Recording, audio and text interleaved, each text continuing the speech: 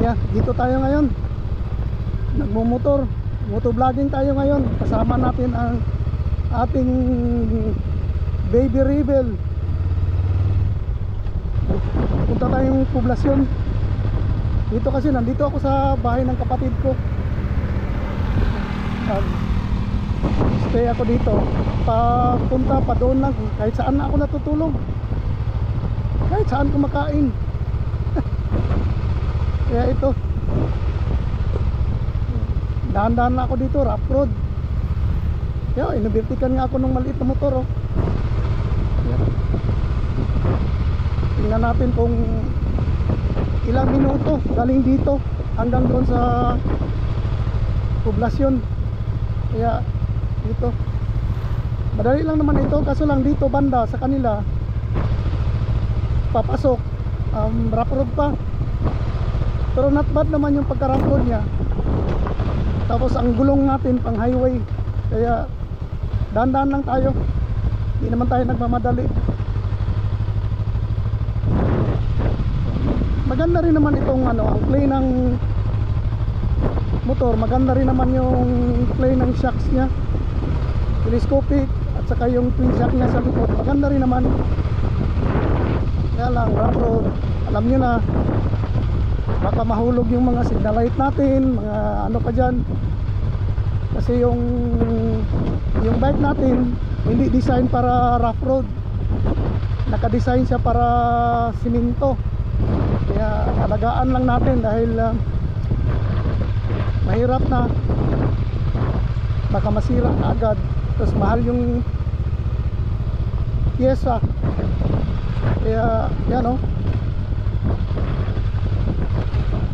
Kung ang motor mo enduro dito, wala, inaapakan lang yung mga maliit na lubak.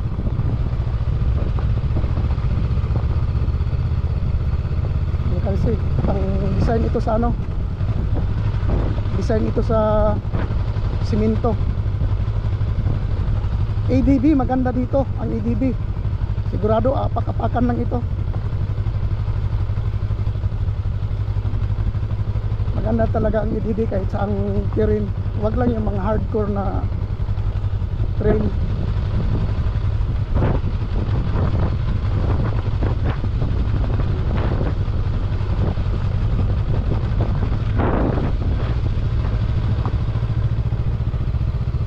Dahan-dahan lang.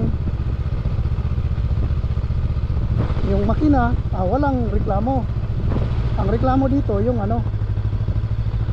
yung mga pisa mo, baka mahulog.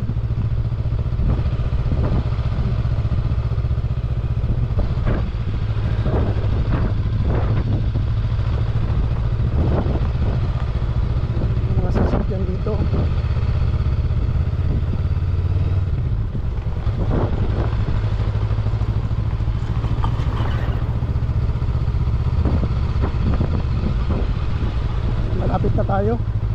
Malapit na tayo sa simentadong lugar.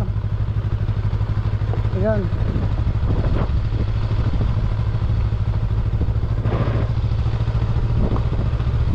Hindi na ako nakapag-washing kanina dahil sa maulan din naman kaninang umaga.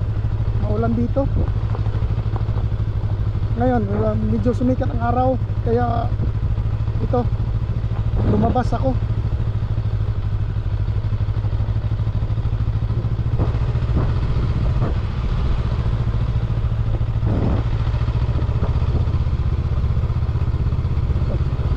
Maganda-ganda, pero ano na yan dyan, simentado na yung daan. Pero doon sa unahan may portion na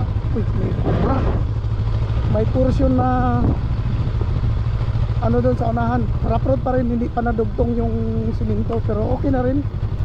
Ano lang naman, mga siguro hindi naman masyadong malayo.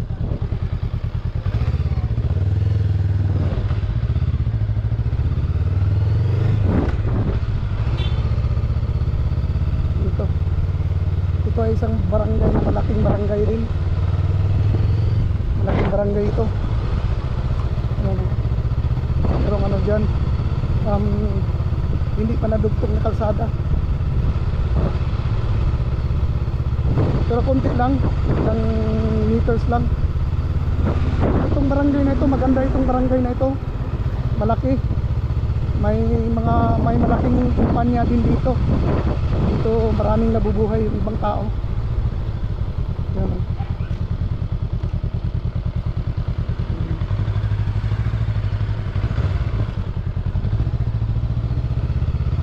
Ito lang naman, siguro ilang meters lang ito.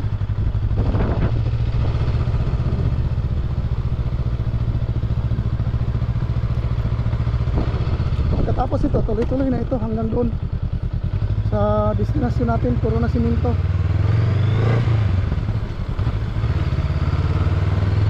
Ganda pakinggan yung tunog ng makina, oh, ng pangutso. Pero yung iba nito, pinapalitan pa ng mga muffler. Pero sa akin, parang sulit na ako dito. Maganda na tingin yan, buong buo yung tunog ng makina mo. Yan, oh, buong buo na. Kaya sa akin sa ngayon, okay pa yan sa akin. Hindi ko na kailangan palitan. Ganda naman.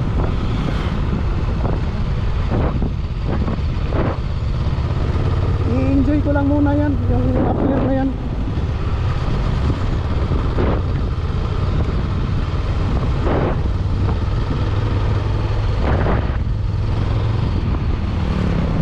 Lakas ang hangin.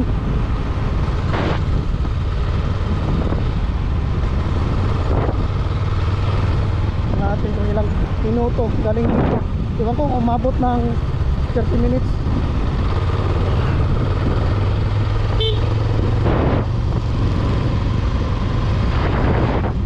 Maganda na, magandang kalsada, maganda ang simoy ng hangin, paligiran ng banana. Yan. So isang malaking ano ito dito, isang malaking kumpanya ng sacking. Kaya buhay na buhay ang mga tao dito dahil dyan.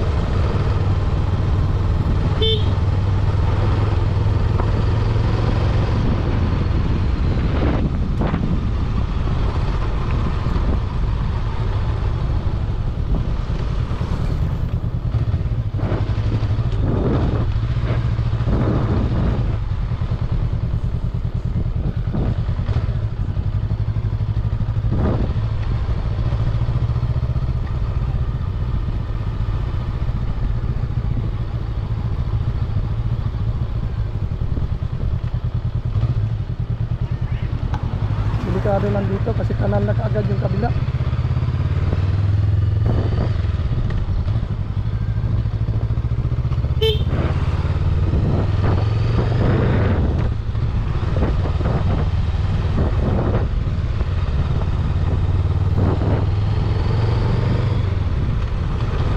Yung malapit na tayo sa main road.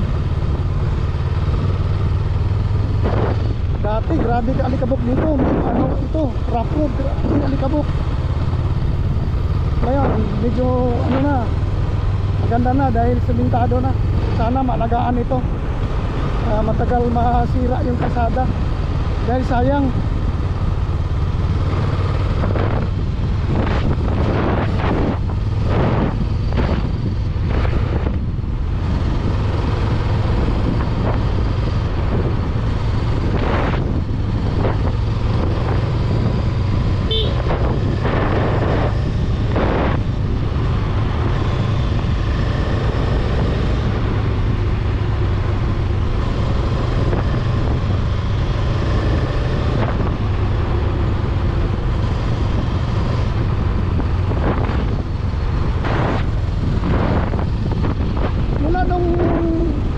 Kinuha ko ito, hindi pa napuntang ako, hindi pa ako nakapag refuel ulit.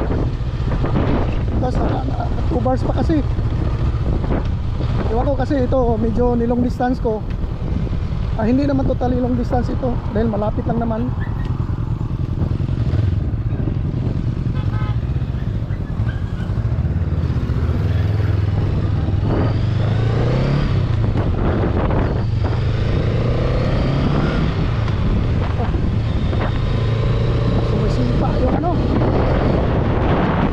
Sumisipa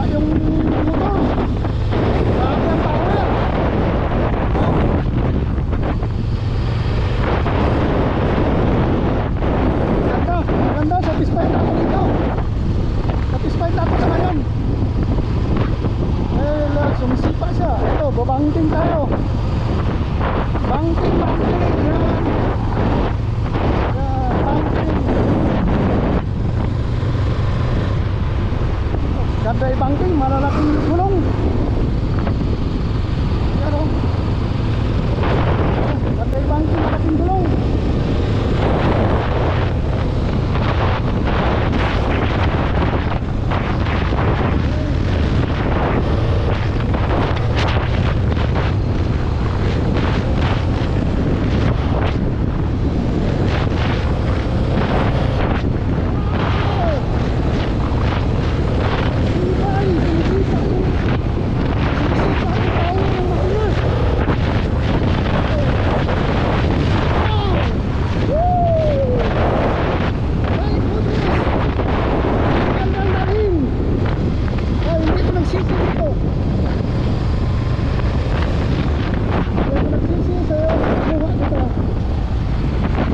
Ganda. Ganda ng ano? Ganda tumakbo. Ganda ng power. Tamang-tama lang sa gusto ko. Kasi yung iba, sinisipa talaga. Grabe, natin na ito. Satisfied na ako sa makina na ito.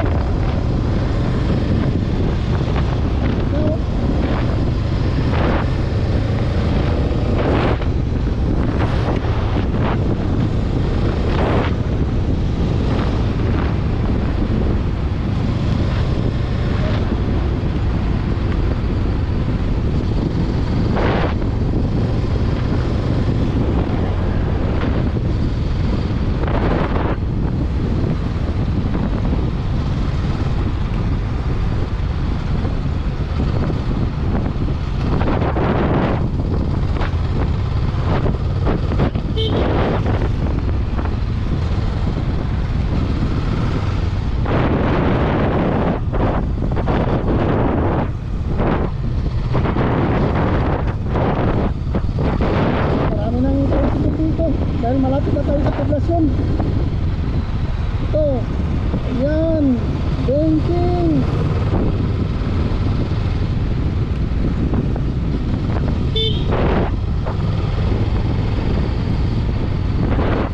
Tandaan lang tayo dahil yung mga tricycle, bigla-bigla lang yung tumatawid.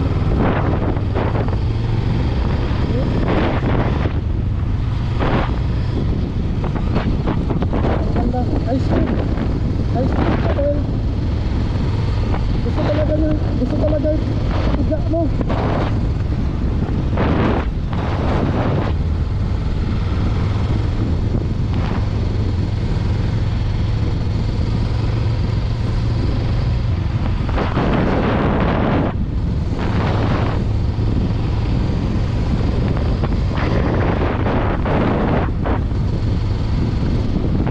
Na tayo dahil maraming tumatawid dito. Tulad yan o, Paris Pasada. Marami na rin ano dito, tricycle, maraming estudyante. Kasi malapit na tayo sa National High School dito. Yan, dahan-dahan.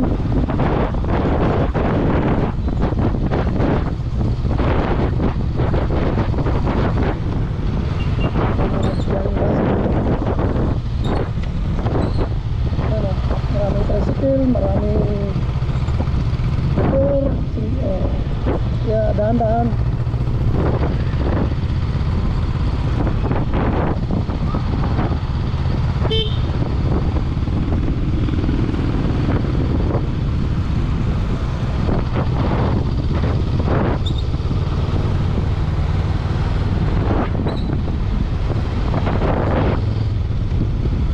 Ang takbo yan, hindi kamote.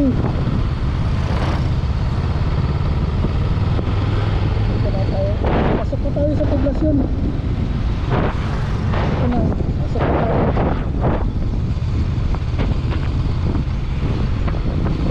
Dati, baliwala sa akin sa mga dito pa ako lagi ka. Araw-araw ako nagmumotor. Tapos ang biyahe, ang lalayo, long distance. Para wala ka dito sa akin. Ayan, dito bumalik. Pabalik pa tayo ng ano, dahan-dahan. Yan oh.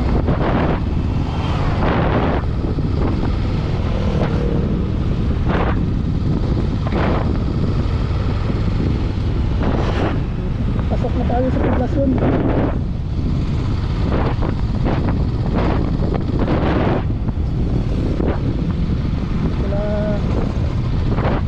Kabisado talaga ang daan dito. Sa sobrang dami ng ano, sobrang dami ng tricycle, dami ng sasakyan. So, iba na talaga. Walong taon ako hindi nakauwi, ganito na. Sobrang dami ng tao, sobrang daming pick-up, sobrang daming single motor. Yan. In short, yung bayan ko is very developed na. Ito ang bayan ko. Dito ako lumaki. Dito ako nagtapos ng high school. Ito. Hindi pa ito traffic, mamaya-maya traffic na ito. No?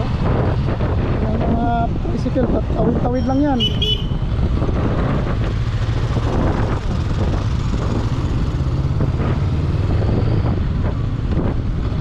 Ganuhan pa ako ng enduro. Ganda dito. Maganda ang bayan ko. Pero hindi ako dito ipinanganak. Pero bata pa ako, dito na ako. Wala pa akong grade 1, nandito na ako. Dito na kami nakatira. Ano pa ito dati? Yung halos wala ka pang bahay na makikita, wala ka pang building makikita. Dito lang ngayon na marami na building, marami na sasakyan.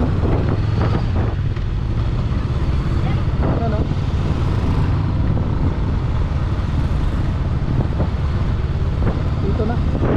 Dito na tayo. Pero may daanan ako sandali. May daanan ako dito kumpare ko.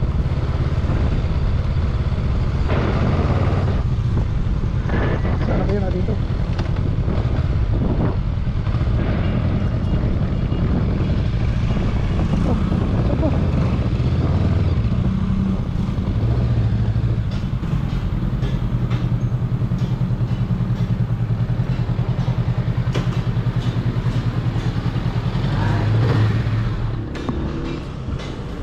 Dito na muna ako.